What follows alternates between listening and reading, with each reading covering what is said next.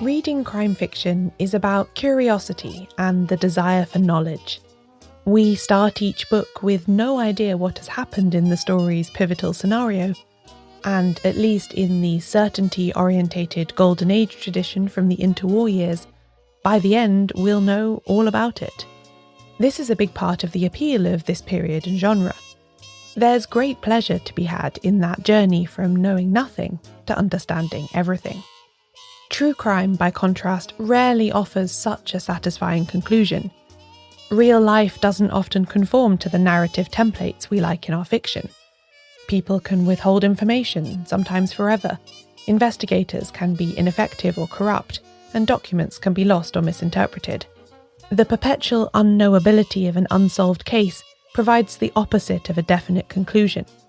I think this is partly why passionate fans of crime fiction aren't necessarily also eager consumers of true stories about murders and the like. The subject matter might be similar on the surface, but the two things really aren't the same at all. But what if they could be brought together? Could crime fiction provide the resolution that true crime lacks? What if a novelist took a perplexing unsolved crime and constructed the solution that, in fiction, we would want it to have? To answer these three intriguing questions, I think we need to look at the detective fiction of Dorothy Erskine Muir.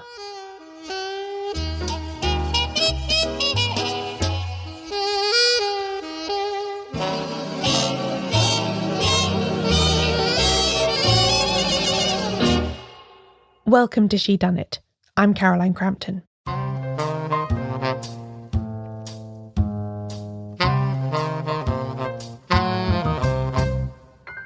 Before we continue with the episode, a brief reminder about the Shedunnit listener survey. Every few years, I like to check in with listeners about how the show is going, what it covers, how you listen, and so on, so that I can be sure that I'm making the podcast in a way that satisfies its audience as well as me. I won't be sharing this information with anyone else, it's just for me and the team who helped me make the show, so if you have a few minutes to answer some questions about Shedunnit and make your voice heard, I'd greatly appreciate it.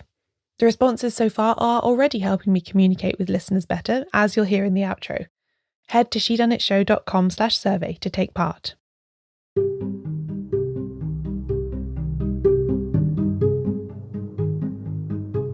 Dorothy Erskine Muir was a detective novelist more by circumstance than by ambition or design. Making her living from writing of any sort wasn't a desire she cherished from her early years, nor was she burning to write crime fiction particularly.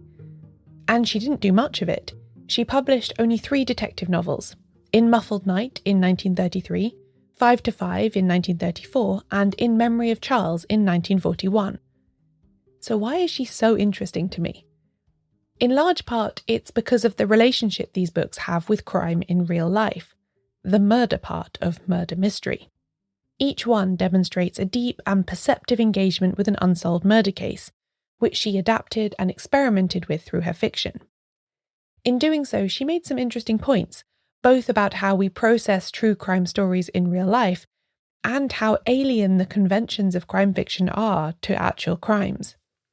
But to understand how and why she did this, I think we need to get to know the author a little better first, because her unusual childhood and somewhat tragic early adulthood played an important part in why she wrote the way she did.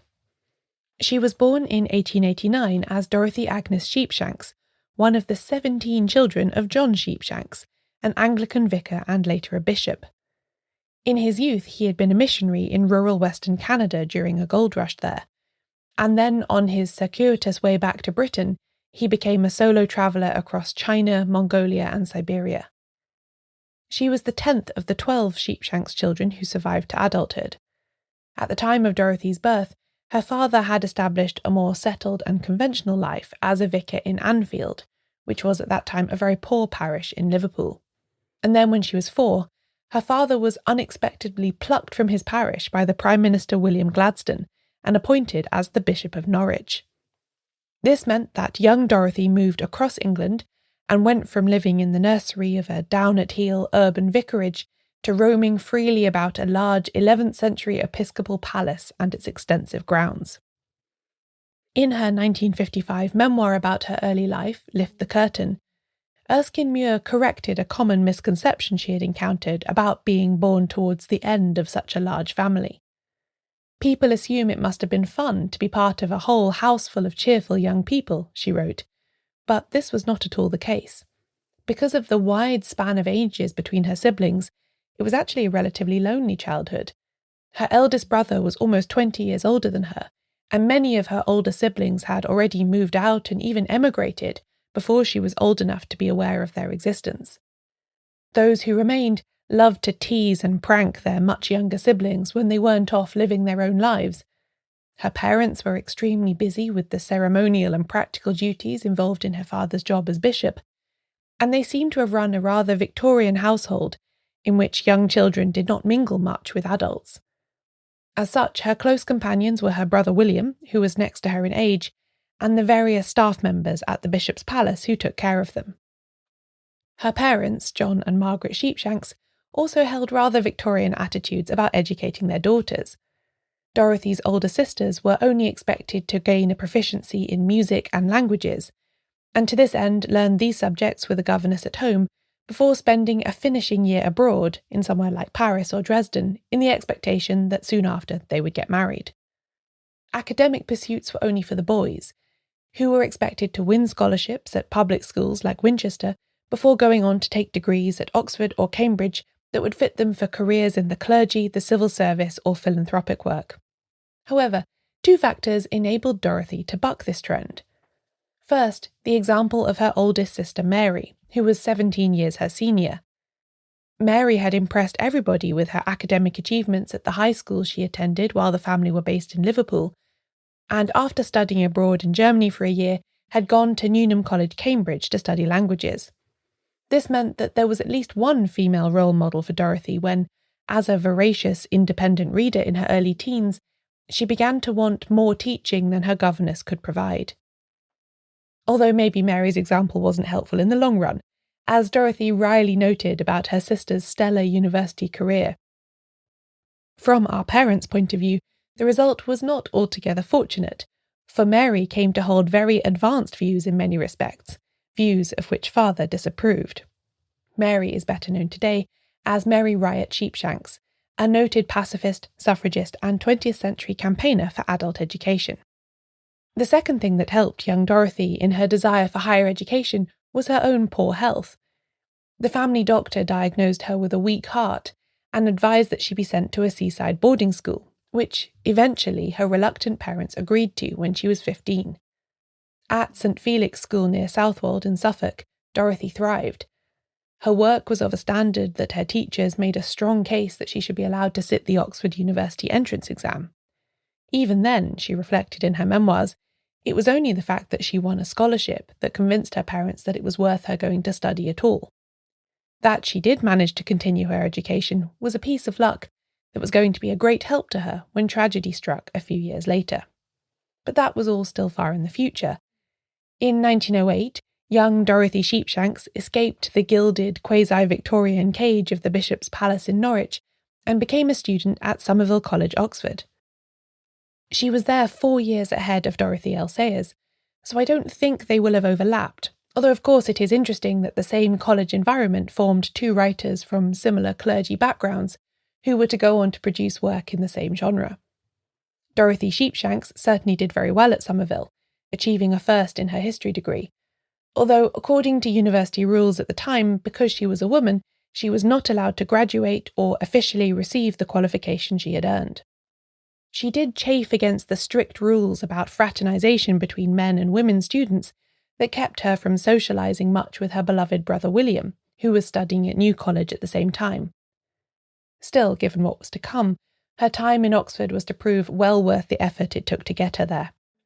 She might not have seen it this way herself, but when she moved to London to get a job and rent a house with her brother, she was also escaping the rather 19th century expectations her family had put upon its daughters, who were supposed to while away their lives, marrying well to suitable friends of their brothers and bringing up pious children.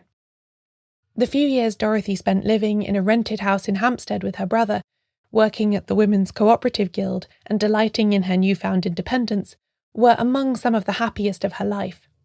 That all came to a sudden stop, however, when the First World War broke out in August 1914, and her brother William became determined to join up and fight.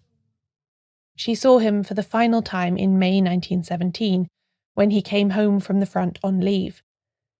On his last day, he took her on a shopping trip to Regent Street and bought her a piece of jewellery as a parting gift. He didn't want her to see him off at the station, so their last moments together were on the busy street in the pouring rain. As she later wrote, "I hate Regent Street in the rain to this day." William was killed on the 10th of July 1917 in Belgium, as part of an attempt by British troops to recapture part of that area's strategically vital coastline. Dorothy's memoir ends abruptly on this date, as if even when writing it 40 years later, she couldn't countenance recording the way that her life had continued when his had not. We do know that in 1922 she married Thomas Muir, a civil servant who had been a contemporary of William's at New College and who worked at the Home Office. Their 2 children, Christina and Alistair, were born in 1923 and 1927. Then, in 1932, Thomas died suddenly and unexpectedly of cancer, leaving Dorothy as the sole provider for a household that contained 2 children under the age of 10. Her own father had been dead for over 20 years, and her elderly mother was hardly in a position to help. As previously noted, Dorothy wasn't particularly close to any of her other siblings, and anyway, many of them lived abroad. What could Dorothy do in such a situation, other than write a detective novel? I'm only partly joking. It might seem odd today to say that publishing a detective novel is a sensible response to a sudden change in life circumstances, but in 1933 the book market was very different to how it is today. The appetite from publishers for new crime fiction was voracious, and there was less of an emphasis on established and celebrity authors. A debut novel was a cause for excitement rather than skepticism and caution. Serializations in magazines and newspapers also provided a lucrative additional income stream for writers beyond direct book sales. Plus, it wasn't a complete change of occupation for her. Dorothy was already an author when her husband died, albeit one focused on a more academic kind of writing. In 1924, she had published a 2-volume non-fiction work titled A History of Milan under the Visconti, which grew out of her history degree at Oxford. This wasn't a bestseller by any means, but it did receive a few positive, if short, mentions in the press, with the Saturday Review approvingly noting her command of the subject and the Daily News describing it as an excellent volume. And so, at a time of crisis, she leaned into her literary and academic skills, the ones that her parents had been so reluctant for her to acquire. With her children, she moved to North Oxford, where she managed to rent a house on a long lease from St John's College. Then she set herself up as a tutor, helping to prepare candidates to sit the same Oxford entrance examination she had excelled in 2 decades earlier. And then, amidst the kerfuffle of relocating and grieving and solo parenting and tutoring, she began writing a novel in one of the most popular and fast-growing genres of the early 1930s, the murder mystery. More on that after the break.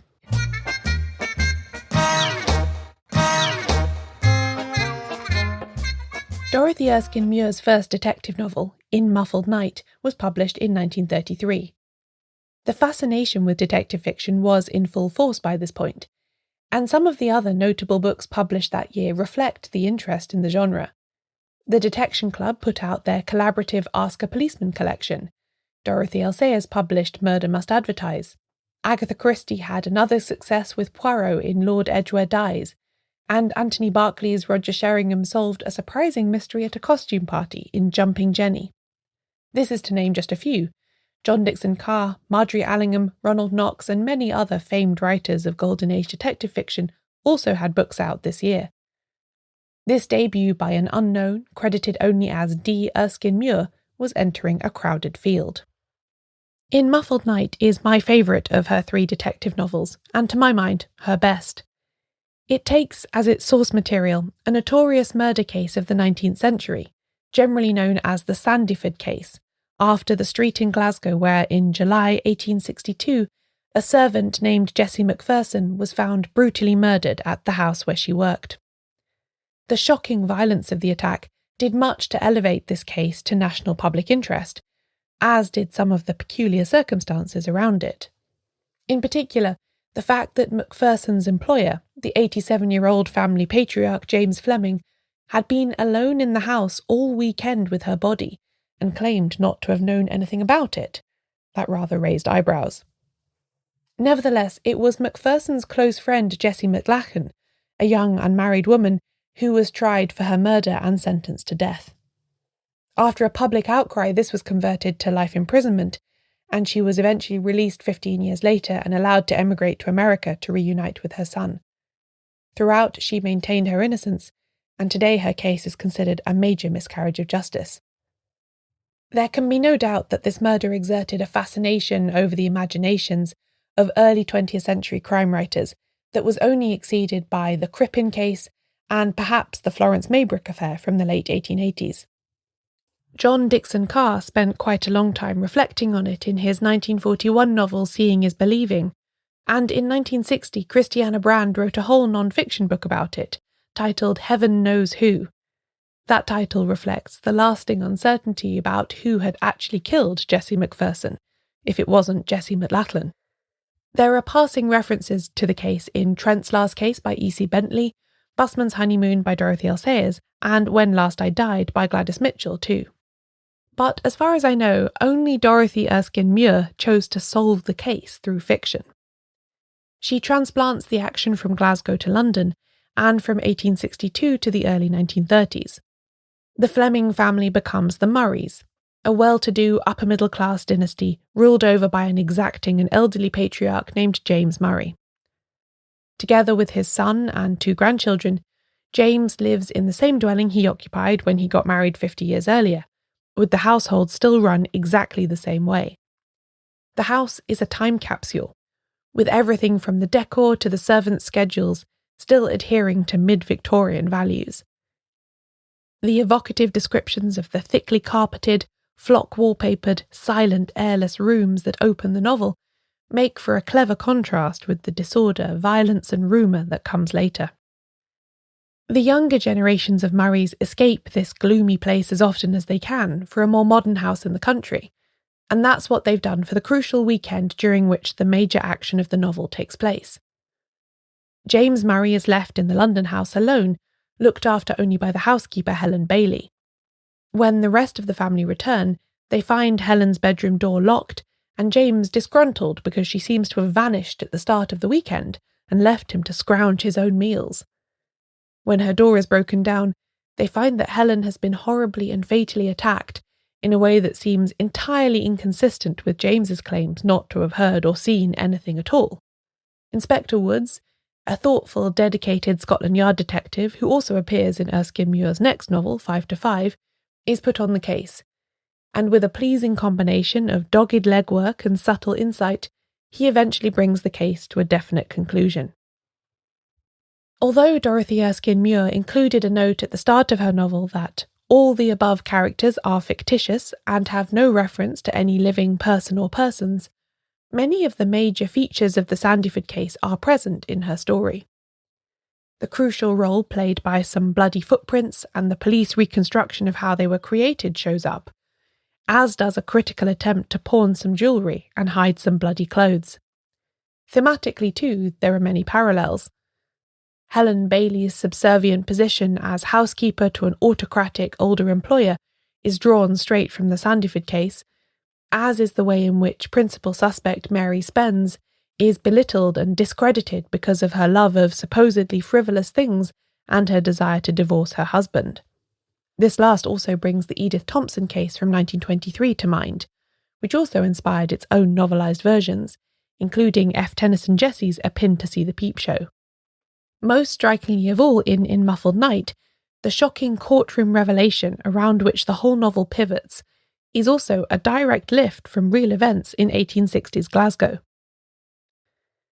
Erskine Muir does a good job of sketching in the divisive national obsession that the case engenders without spending too long on ghoulish reports or rumours. The whole country appeared to go mad over the case, we learn about halfway through the book. The Murray party and the Spence party split families, broke friendships, ruined the harmony of clubs. The press took sides, even the clergy and every section of the public. Prejudice, of course, far outweighed reason, and lovers of detective methods were overwhelmed and shouted down by partisans of morality. There's something kaleidoscopic about reading about fictional true crime obsessives in a true crime-inspired novel that is based on a real-life case. But this is all nonetheless an effective additional touch. Where, of course, In Muffled Night diverges from its source material is in the fact that it has an ending. While generations of true crime adherents might like to think they have arrived at the most plausible solution to the Sandyford case, it will forever remain officially unresolved. But in her novel, Erskine Muir constructs a solution that fits all the facts, just as if she had invented the entire plot from scratch. There's an element of wish fulfillment to this, naturally. It reminds me a bit of a 1955 Marjorie Allingham short story titled 3 is a Lucky Number, that takes the Brides in the Bath murders and gives them a different and more congenial ending. But still, after reading In Muffled Night, the reader is able to close the book and feel as though justice were done, even if it was only on the page.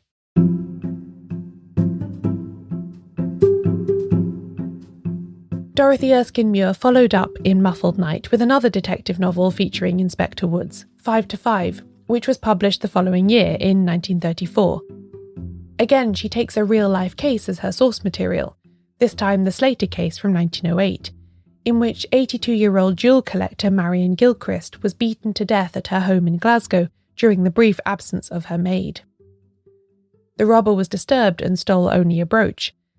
The violence of the attack and the fact that Gilchrist was well known to be mortally afraid of burglary only increased public interest in the case and put pressure on the police to come up with a viable suspect.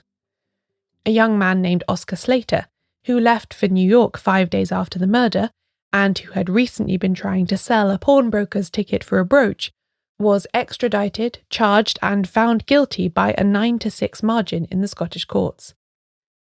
Slater had been born Oskar Josef Lechsteiner to a Jewish family based in southeastern Germany. It's very possible that his origins and his accent influenced the outcome of the trial, as did his lifestyle as a dandy and a professional gambler. He was sentenced to death, but the sentence was commuted to life imprisonment after 20,000 people signed a petition to the Home Secretary. Slater had an alibi for the time of the crime, and the brooch he had pawned was shown to be a totally different piece of jewellery. All evidence against him was circumstantial or prejudiced, such as his supposed flight to New York and a highly questionable identity parade that the police had conducted. In 1910, the criminologist William Ruffhead published The Trial of Oscar Slater as part of the Notable British Trials series, in which he highlighted the many flaws in the prosecution's case. This book brought even greater attention to the case, including from Arthur Conan Doyle, who published his own non-fiction book, The Case of Oscar Slater, in 1912. Conan Doyle also helped to fund Slater's successful appeal in 1928, when his conviction was quashed, but only after he had served 19 years of hard labour at Peterhead Prison, where inmates were used as labourers in both a nearby quarry and a shipyard. The Gilchrist murder was never solved.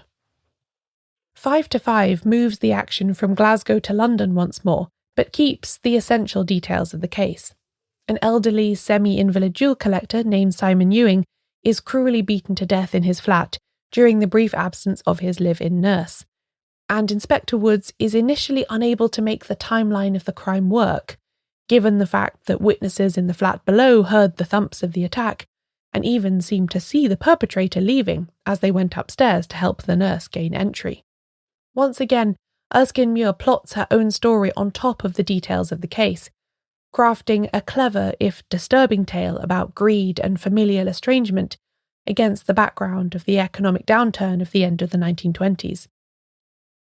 I found this one to be a little less successful than her first effort, in large part, I think, because she omitted the aspects of Slater's character that in real life made him such an obvious scapegoat for a chaotic police investigation and the miscarriage of justice he experienced so horrifying.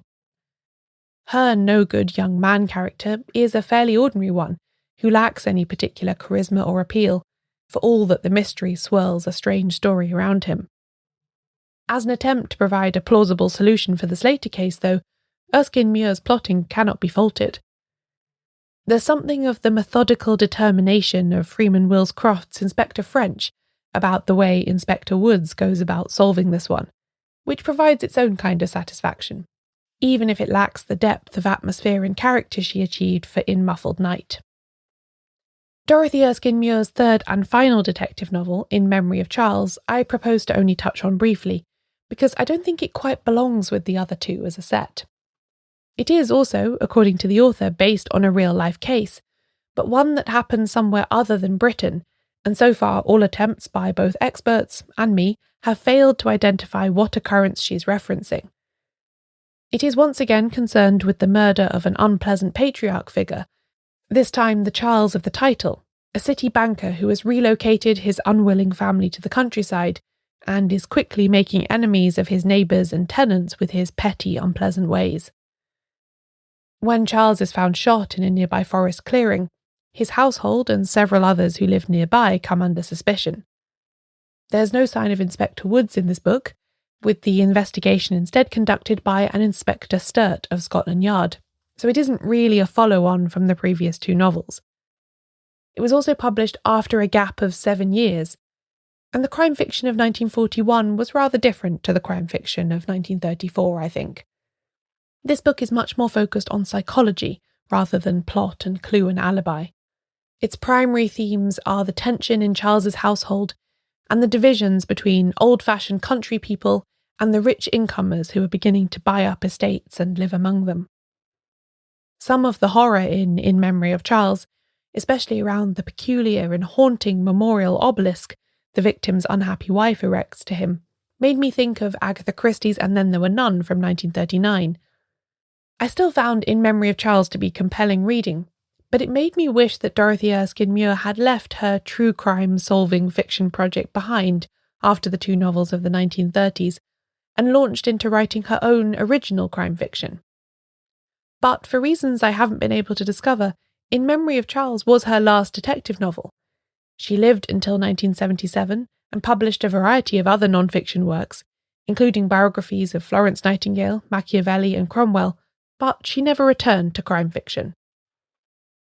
As often seemed to happen to less prolific authors, Dorothy Erskine Muir's 3 thought-provoking detective novels quickly disappeared from view, and have only recently been receiving more attention again after their republication in the 2020s by Moonstone Press.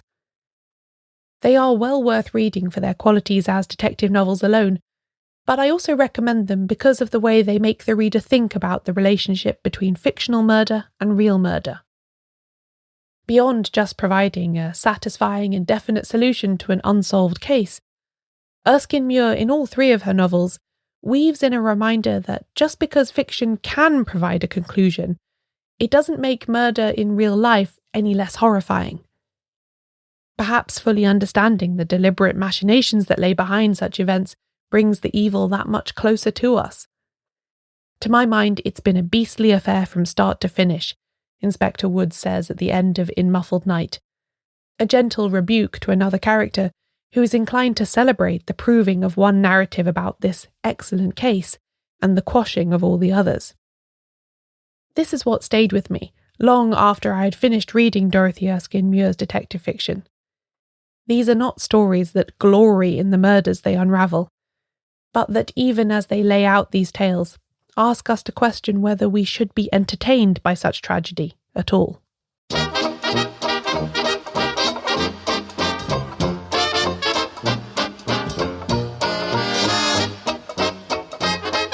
This episode of Shedunnit was written, narrated and produced by me, Caroline Crampton. I'd like to thank Deborah at Moonstone Press for first bringing the republication of Dorothy Erskine Muir's detective fiction to my attention. She's also running a special offer for Shedunnit listeners for the 30 days after this episode first airs. If you buy the paperback set of Erskine Muir's 3 novels, you get 3 books for the price of 2, and the podcast gets a little commission for referring you.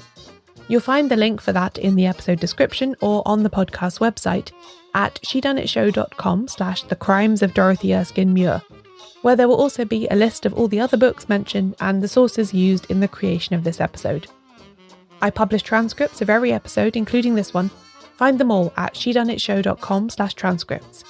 If you'd like more from the podcast, including extra interviews, behind-the-scenes commentaries, and the chance to read a book each month with a community of other mystery lovers, you can join the Shedunnit Book Club now at shedunnitbookclub.com. To clarify a few queries that have come up already in the listener survey, you can join the book club from anywhere in the world because it happens completely online, and then there are no book discussion events scheduled for any one time zone. You can also join in any currency. I have to put the prices in pounds because I'm living and working and paying tax in the UK, but it will convert at checkout like any other online purchase. And you can join at any point in the year, not just during the annual pledge drive in the autumn, by heading to shedunnitbookclub.com/join. And a reminder about that Shedunnit listener survey that's running at the moment. If you'd like to share your views on the future of the podcast with me, you can do that now at shedunnitshow.com/survey. Shedunnit is edited by Euan MacAleece. Production assistance from Leandra Griffith. Member support for the Shedunnit Book Club from CC McLoughlin. Thanks for listening.